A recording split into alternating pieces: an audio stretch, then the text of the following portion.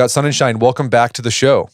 Thanks so much for having me back. So we had you on 3 years ago to talk about your book, Stretch, Unlock the Power of Less. You got a new book out, and it's called Joy at Work, Organizing Your Professional Life. And with this book, you teamed up with Marie Kondo, who is famously the Japanese lady who has gotten millions of Americans to pick up their tchotchkes in their house, asking, does it spark joy? And helping people become more tidy. And I'm curious, how did this partnership come about to take Marie's ideas about minimalism and keeping things tidy and applying it to our work lives? Well, my research and writing has been on the power of less and how can we live a meaningful life and have a successful career when facing all kinds of constraints and challenges. And in Stretch, what I do is I explain that many of our greatest accomplishments and most satisfying moments happen when we are making the most out of our resources versus trying to acquire more and more things, money, time, information, and so on. And Marie had learned about Stretch. It had come out in February 2017. And in March, she had gotten in contact with me and wanted to learn more about how the ideas in my book were consistent with what she was doing in her work and what some of the science would say about her tidying perspective. So she invited me to her house. She was living in the San Francisco area at the time and had a nice conversation for a few hours over some nice Japanese tea and talked about how different aspects of her work were very complementary. And at the end of that meeting, we decided we would go ahead and write a book together about work. Well, that's a cool story because when I first saw it, how did that happen? I'm always curious when you see these unique partnerships show up. So she reached out to you. And so when you started looking at this, when you started organizing the book, you started thinking about this book together, you started off talking about the benefits of our work life when we keep things tidy. So she has her philosophy and you have this scientific research to back it up. What are the benefits of our work life when we keep things tidy there? Well, I think the first thing to realize is that there's real damage that comes from messes, especially in the workplace. So surveys show that about 90% of Americans believe that physical clutter has harmed them. And it turns out they're right. We know from physiological studies that having physical clutter around increases cortisol levels. It makes us moody. And then beyond the physical, there's just all kinds of other messes at work that we're dealing with, drowning in emails or poorly organized meetings. Just the annual bill in the US for poorly organized meetings is about $400 billion a year in lost productivity. So when we tidy, we get things organized and we end up with several important benefits. So the first and most important one is we just feel better. So tidying is about making intentional choices about what our environment looks like, what activities we're doing.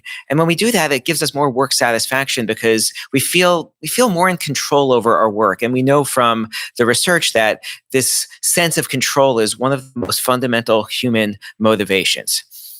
Beyond feeling better, we're also more productive because we're just not wasting our time looking for things, whether they be physical things or things in our digital space. Our time is better spent in meetings and the rest of our days. And then lastly, I would say our reputation improves. And we know from perception studies that people who are tidier are viewed by others as more intelligent, harder working, and also kinder. Gotcha. That idea of it makes you just feel better. I was a research assistant for a professor in law school, and he was, sort of really old school. And so when I researched things online, he'd want me to print off web pages and he collected. And so instead of having stuff on his computer, he just had stacks and stacks and stacks of paper everywhere. And you go into his office and you had to kind of navigate like it was a small maze. And I just felt really, I don't know, it felt bad. It just felt small and cramped, and it wasn't a pleasant experience going into the office. I always try to go in there only when I absolutely had to go in there. Well, as a professor, I hear where he's coming from, and I'd say that most of my colleagues are like that too. We tend to be some of the worst hoarders out there, not just of paperwork, but especially with books. And actually, one of the things I did when I first started deciding to work with Marie is I said, I really have to fully embody her perspective to make sure I can go ahead and write a book with her. So I went through my office, which probably looked very similar to the office that you were just talking about when you were a research assistant. And my problem was books. And I had, I don't know, at least 400 or so books out there. And I threw them all on the floor and I picked each one up and I started reflecting about, whether or not this book was still important to me, if it was still sparking joy, if it was still useful. And I realized that so many of these books were just relics of the past. They were previous projects I did or other activities or interests I used to be into that no longer were important to me. And I ended up getting rid of about half of my books and donating them and making my space a lot more organized. So I hear you on some of those professorial offices. I mean, they tend to be some of the worst offenders, I think. Well, but I've heard that, I've read research where it says that messy environments can actually make us more creative. Is there anything to that? Well, yeah, and that's a good question because, of course, a lot of my work and a lot of other people's work really depends on creativity, and there is this notion or this popular belief that messiness just inspires and sparks creativity. Now, in fairness, there is a study that's done that shows that messes can create some creativity. But some of the way that this study is done is it's looking at differences between what they call a orderly room and a disorderly room. And what they mean by that is where things are actually put in the room as opposed to the sheer quantity of what's in the room. And one of the things that you get when you tidy is you're making intentional choices to keep things that you love in your work environment and on your calendar. And that puts you into a headspace that really is conducive to sparking creativity because it increases positive emotions. We titled our book Joy at Work because this method is meant to bring about more joyful feelings throughout the workday.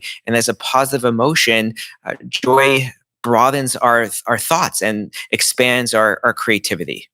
So tidying definitely makes you feel good because whenever I'm feeling bad, I'm not in control. Like typically what you want to do is tidy and it feels great. But I also have noticed I've used it as a procrastination tool. It's like if something's hard and uncomfortable I have to do with work and I really don't want to do it, I find myself organizing my desk drawer. How do you prevent tidying? Because it does, as you said, feels good to becoming a tool to procrastinate with. So with tidying, what you get is a process that when you do it once, you really don't need to do it again. Marie likes to talk about how people who physically tidy don't rebound. And what she means by that is they don't end up with a lot of clutter that would provoke them to have to start this process all over again. On the non-physical side, for example, I talk about what you can do with your inbox. And people who have a tidy inbox are not the people who are constantly checking their email and distracted and trying to move things into different folders as a way of avoiding work. In fact, one thing that you can think of is that clutter is the ultimate tool for procrastination because instead of doing what we're supposed to be doing in our work, instead of engaging with the work that we love, we end up cluttering ourselves, whether it be just having more things around, having more stuff on our calendars, going to more meetings as a way of not doing the work that we should be doing. I mean, there's this notion that for some people, email has become their job when the reality is email is simply a tool to get their job done. So it's the clutter itself that tends to be the tool of procrastination. And once you develop a system for tidying and you do it once, there's little maintenance that's needed. So it doesn't become this thing that you can always turn to and say, okay, let me reorganize my desk and tidy it again. If you've done it once the proper way, you don't need to do it again. Right. And so if you don't have to do it again and you want to procrastinate, you got to find something else to do. You got to find something else. You can't use, I did something good here. All right. So this book's broken down into two sections on the how-to part. So they're very practical.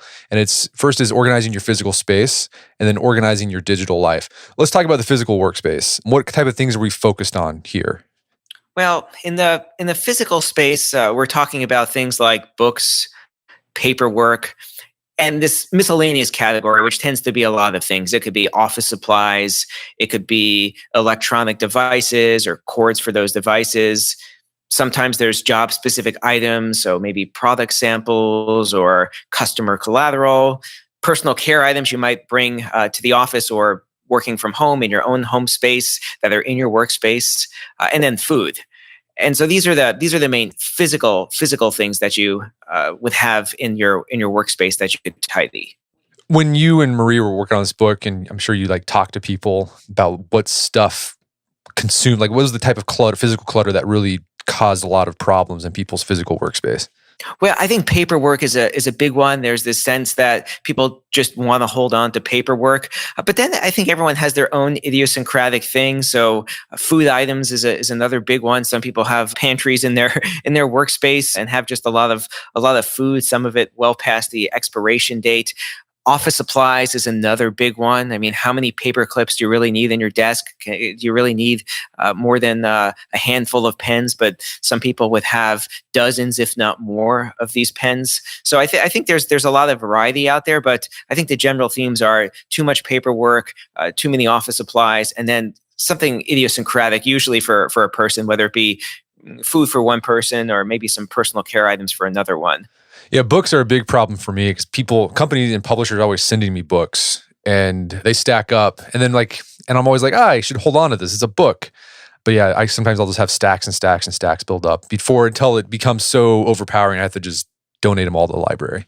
Yeah, and books again too. Like for me as a professor, are really hard. But then you realize that someone else can benefit from the book too, and so maybe it's spoken to you at one point, or maybe it doesn't even speak to you, and you can give it to someone else. I'd say another thing that is probably worth mentioning is just the struggle too that people, especially with kids, have around sentimental items. And I know I struggled a little with this one too, which is namely my kids' artwork. And you could have artwork that goes back 10 years and you hold on to everything that your child's done and you're proud of it and you should be proud of it. But people really have a hard time parting with those items. And those stack up over time, especially if you have more than one kid.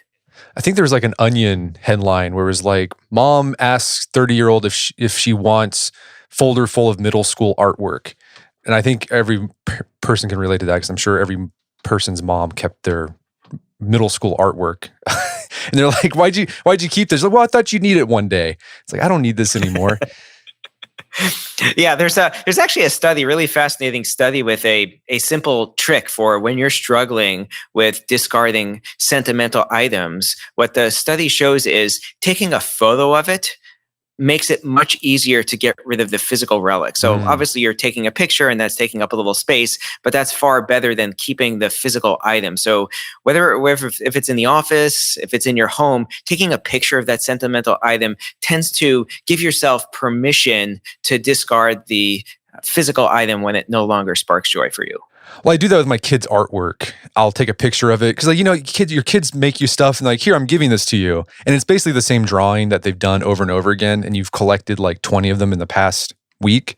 And then if you throw it, you can't throw it away because your kid's like, why'd you throw it away? Did you not like my thing? So what I do is I take a picture of it before because I want to keep on to it. It's nice to see that. Or I'll scan it. That's another thing I'll do. Yeah, so those are all good tools, and then you can surreptitiously throw it out, and hopefully they won't notice, right? Right, put it back at the bottom of the garbage can. So with paperwork, any tips there on keeping that tidy and clutter-free? Well, the reality is that most paperwork we simply just don't need to hold on to. Most things can be digitized. We don't need to digitize everything. I mean, if it's not needed, we go through a 3-step process. So unlike the home where you can just ask, does it spark joy, and then decide if you want to keep it or not. At work, and this is true for physical clutter and this is true for non-physical clutter as well, we basically go through 3 questions. You have to ask, first, is this item necessary for my job? There are some things we just simply have to keep because they're part of doing our jobs. 2, is this helpful for a joyful future? And by that, what we mean is maybe it will help you advance in your career or it will teach you something that you want to know, but it's going to help bring about that type of future that you will find joyful. And then 3rd, does it spark joy?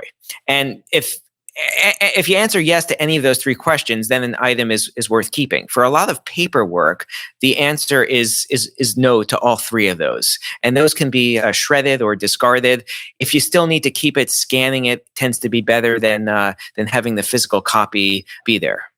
And there's lots of, you can go online. People have developed systems about digitizing your paperwork if you need to do that, where you just buy a scanner and then you scan it and it goes to like a digital inbox somewhere. And it's there if you need it, but it's not taking up your physical space. So with physical space, pretty easy. So just like stuff that's cluttering your desk. So when you're doing this, is this like, you said it shouldn't be a continual process. Like, how do you know when you're done? Like, how do you know when you're tidy enough on your physical space? Or even this could apply to the digital space.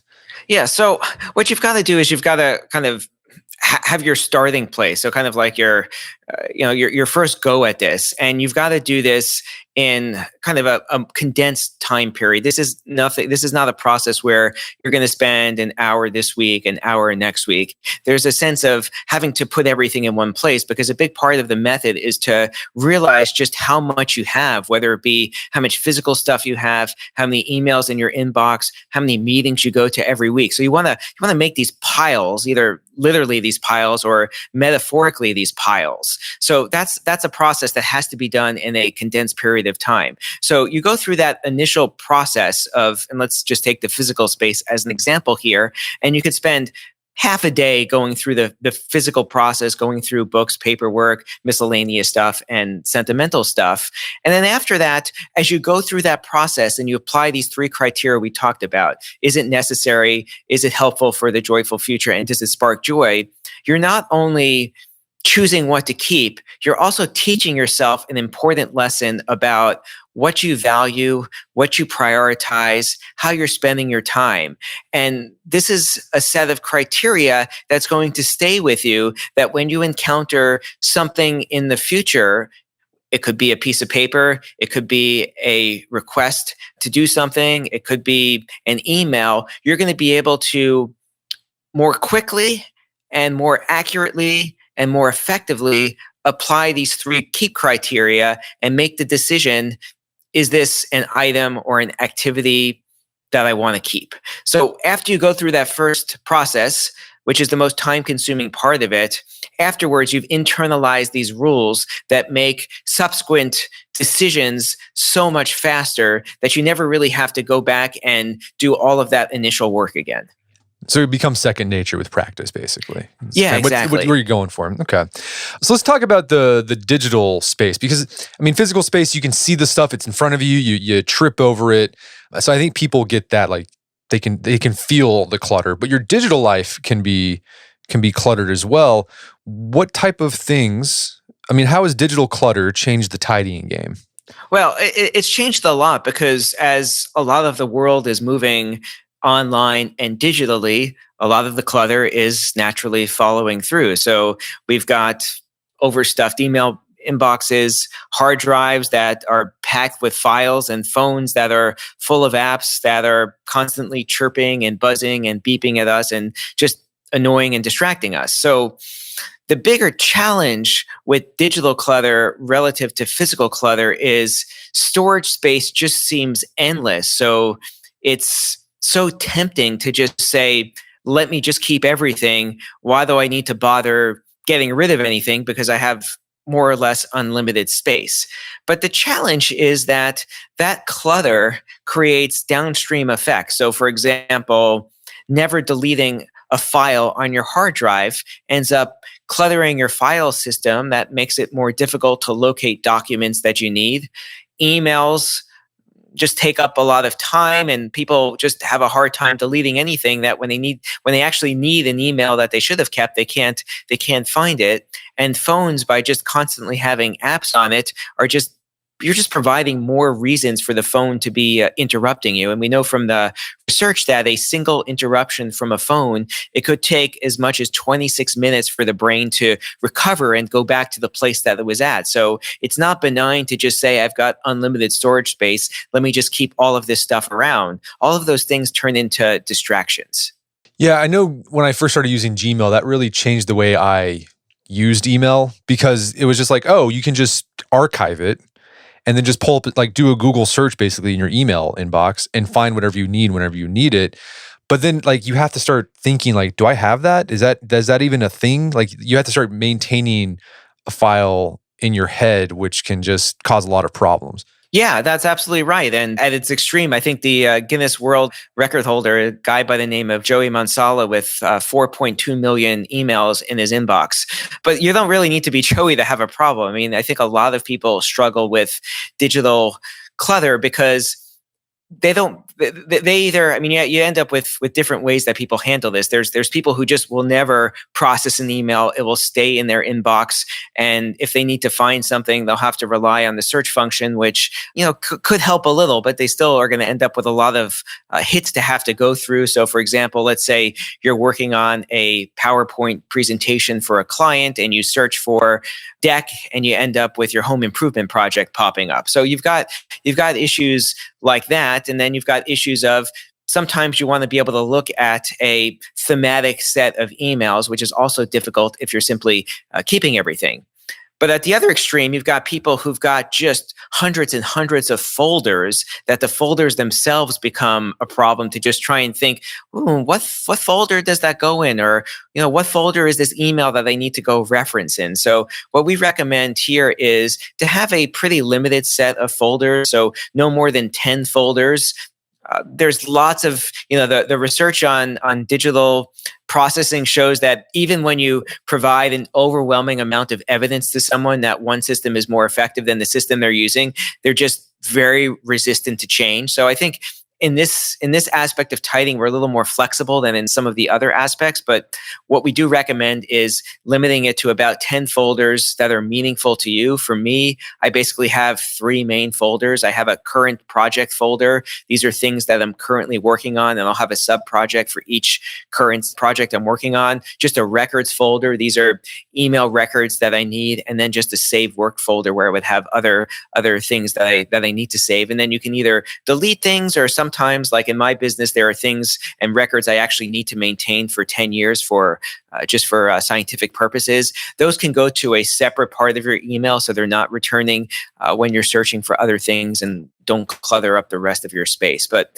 I think people need to be less afraid to delete messages that they're no longer going to use, and to really think of the inbox just like you think about your desk. This is a space where I process work that I'm currently working on. It's not a space to archive my entire career, what I've been doing in my entire life, and every conversation I've had. And what's your recommendation on like processing? Like, so there's different systems out there, like inbox zero. So like every day your inbox should be zero, and everything should either be read, responded to, deleted, or filed off somewhere. Is that what's your take on that?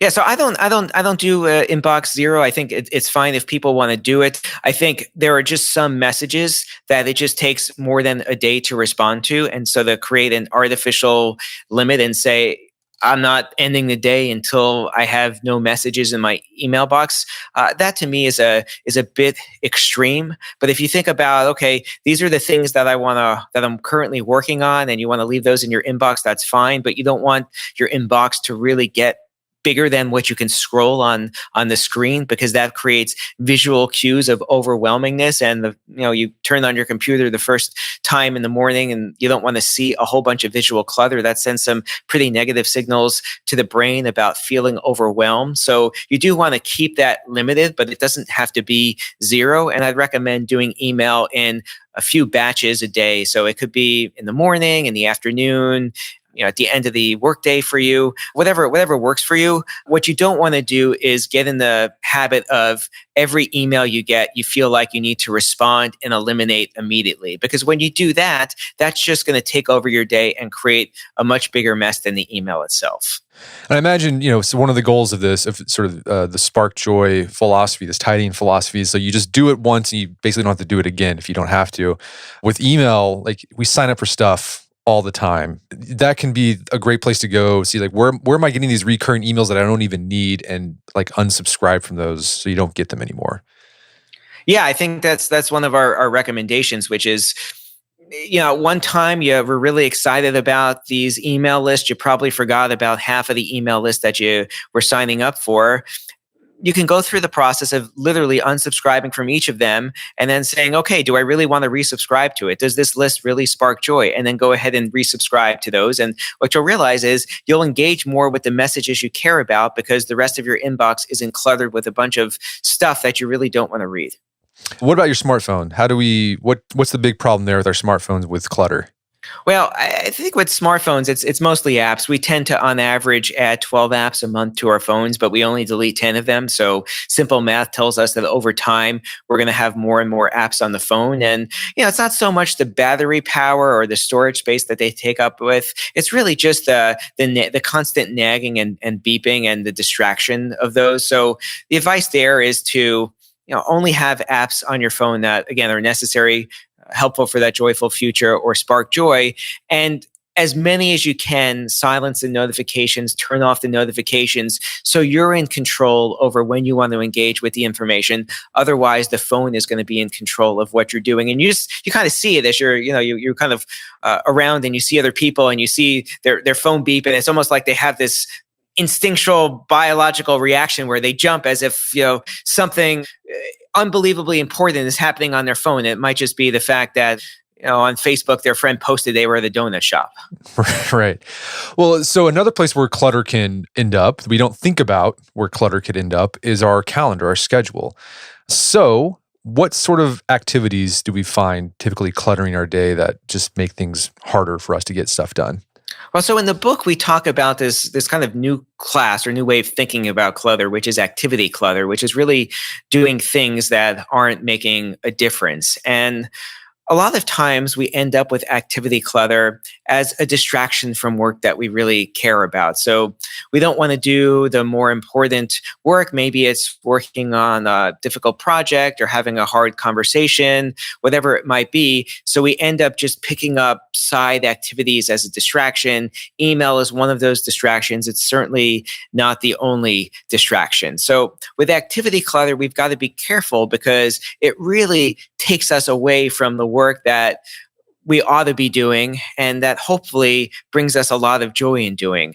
So what we want to do in terms of avoiding activity clutter is, again, thinking about that metaphor of what it would be like to bring your physical stuff into one space. You really want to do the same thing with your time and make what we call a task pile, which is a pile of, could be index cards of all of the things that you're doing in a week, and kind of see how are you actually spending your time, and are there things that you're doing that are not really making a difference. And what most people find when they go through this exercise is that there's a lot of things that they can eliminate. It could be a report that you produce that no one ever reads. And everyone in the office, everyone in the workplace knows that no one reads this report, yet you've always been doing it. Or there's a presentation that you give to inform a decision that's already been made, or the weekly meeting that just constantly gets held because it's Monday at 3:00 and we've always held a meeting at Monday at 3:00. So this is really a technique to be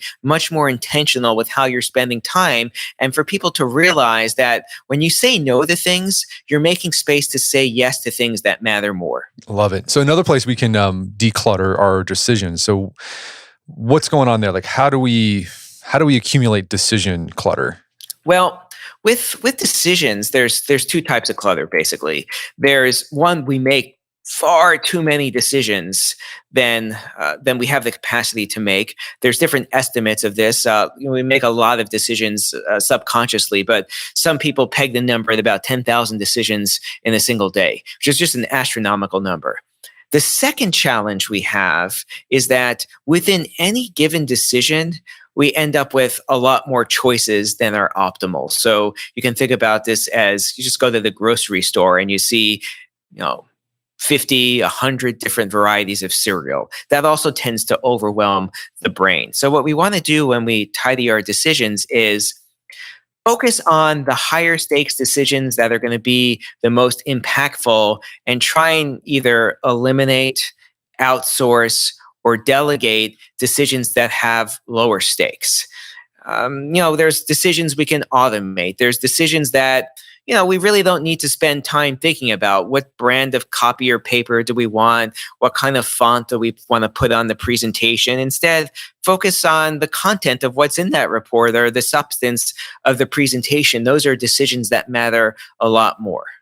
And it sounds like as you declutter your physical space or even your digital space, like you're also decluttering decisions in the process. Yeah, no, absolutely. And you're developing the capacity to make better decisions because one of the things with tidying is, people talk about the benefits of, the joy that it brings you or how organized it makes you, but it also is like holding up a big mirror to yourself. It is inherently a process of self-discovery where you look at yourself in the mirror and you ask, what are the things that I stand for? Who am I? How am I actually spending my time? And it's that self-discovery process that helps in other aspects of your life. And certainly making decisions is one great example of where that helps.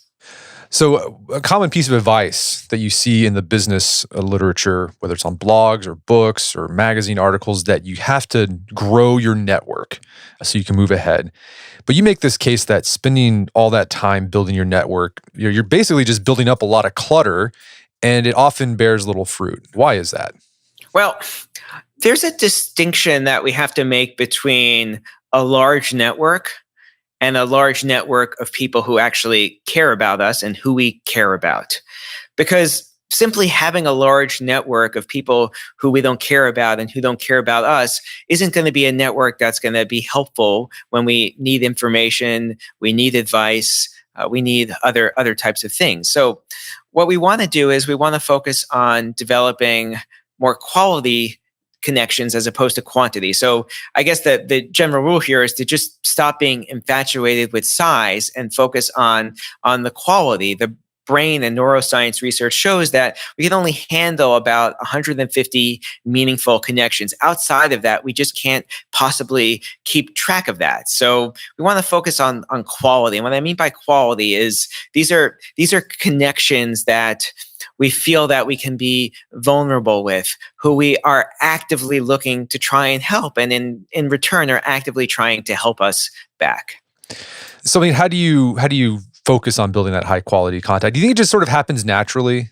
Like, I mean, that's what in my experience. I feel like when I've proactively tried to network, it bears a little fruit, but every now and then, like just by doing the work that I'm doing, I run into people who we both find some mutual benefit and we both enjoyment out of the relationship. Yeah, I mean, I think there's lots of ways of building quality relationships, but through a natural process as opposed to being in cocktail parties. And I should just say, that's one of the things I hate most is having to go to a cocktail party as an introvert. This is one of the worst environments for me to be in. So that's where my bias is coming from. But it's very rare to kind of build a meaningful connection that way. Certainly if you have a shared interest with someone, a shared passion for doing something, that's much easier. I think, the trick here is really to be present in a relationship. So, the amount of time it can take you to write, let's say, a handwritten note to someone versus the amount of time it could take to like a post on Facebook or to give a thumbs up on a LinkedIn post. I mean, those are very different experiences. And the kind of the Facebook and LinkedIn and all the social media ones come across as really just very cursory and not very meaningful. I mean, in fact, they have pre-populated messages you can send on LinkedIn. So someone gets a promotion and you can just click a button and say, congratulations. I mean, that's not really how you build a connection. You can imagine what that would be if instead you actually wrote that person a customized email or even a handwritten note offering very specific and genuine congratulations as opposed to simply just clicking a button. So that's the first thing, is to really be present and to kind of not just do the bare minimum, but to show genuine interest in someone, because that's the foundation of a good connection. I'd say another thing you can do is just help people. That's a great way of starting off a relationship, is making the first move and helping them do their best work or solve a problem in their life. That builds trust, and that trust tends to be reciprocated in relationships. If it's not, that's a signal to you that that's probably not someone you want to form a high quality connection with. But if it is, that trust tends to build over time and makes it easier to move to deeper aspects of the relationship. That sounds like what you and Marie did, right? She reached out to you. You had like sort of this same interest, and this is what you got a book now together. Yeah, exactly. So here's something I think people will be happy to tidy up: meetings. No one likes meetings, but sometimes we have to have meetings. So how do we tidy those up? How can we figure out like when we absolutely need to have a meeting? And then when we do have those meetings, how can we make them like effective without spending a lot of time in a meeting?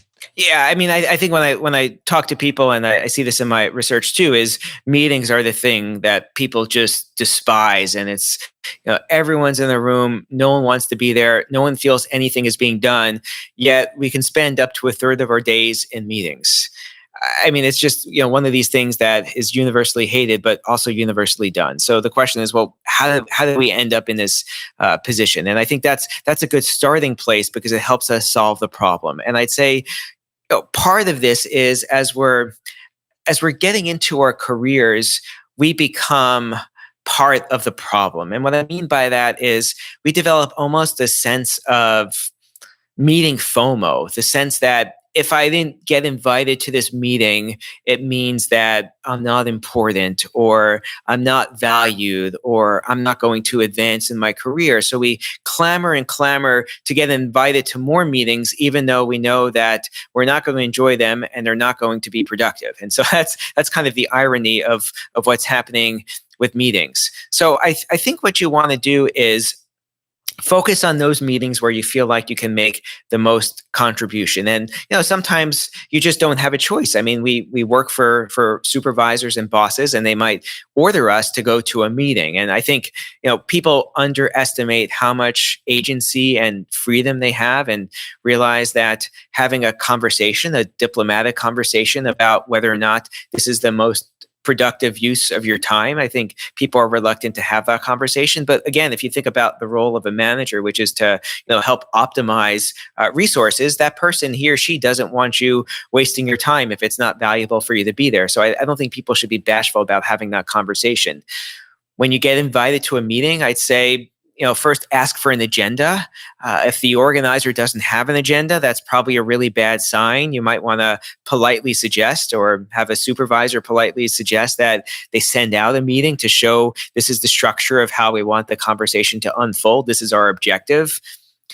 If you have a meeting that, for example, is really meant just to spread information, disseminate information, as opposed to generate discussion or make a decision, you don't really need the meeting. So that information can be put in a short email. It could be put into a video. You don't need to have everyone in the room at a specific time to just spread information. But making decisions or generating new ideas, those are really what are good for meetings. So I think asking for an agenda is a really big part of it. Making sure that there's a clear objective at the end of the meeting. This is what we want to do. Having the right people in the room is also important. You really can't have an effective meeting if the number is going more than 10. It's just hard for everyone to be heard, everyone to feel like their opinions are mattering and counting. So you want to keep the numbers, 10 or fewer. You want to have a timeline. I mean, our attention spans are increasingly shorter and shorter. So when you're going more than 60 minutes, I mean, you're already pushing it at 60 minutes. So don't go more than 60 minutes. I think that's also important. And, find a way of summarizing what you talked about at the meeting, and, trying to say, okay, well, this is what we decided, or this is the ideas that we generated, to, not only kind of crystallize what the meeting accomplished, but to also kind of signal to people that says, hey, you know what? Not every meeting has to be bad. And the problem isn't that meetings are bad. The problem is that meetings are unorganized. And when they become organized, they could be very effective tools for getting work done.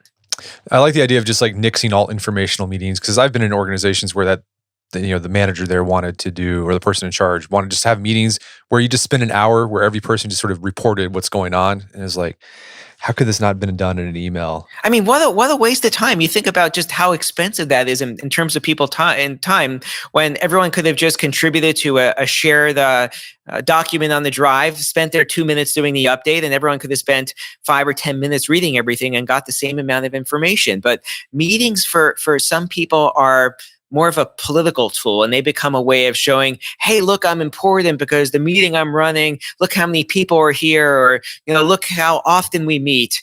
But the reality is you're just killing the joy out of everyone who's going. Well, Scott, where can people go to learn more about the book and your work? The best place is my website, which is www.scottsonnenshine.com, and that's SCOTTSONENSHINE.com. Shein. And you can download some information about each of the books, Stretch, Enjoy at Work. And you can also get some freebies in terms of I've got a quiz up there. I've got some book discussion guides, as well as some articles that I've written about these ideas in a variety of different magazines. Fantastic. Well, Scott Sonnenschein, thanks for your time. It's been a pleasure. Thank you so much again for having me.